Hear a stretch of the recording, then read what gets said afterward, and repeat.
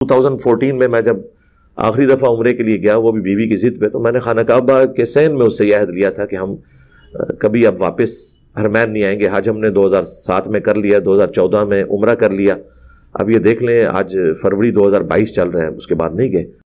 اللہ تعالیٰ ہمیں بار بار روزہ شریف کی حاضری نصیب فرمائے اور ایمان و عافیت کے ساتھ مدینہ شریف میں موت، بقیع غرقد میں مدفن اور جنت الفردوس میں اپنے محبوب صلی اللہ علیہ وآلہ وسلم کا پڑوس نصیب فرمائے، آمین ثم آمین۔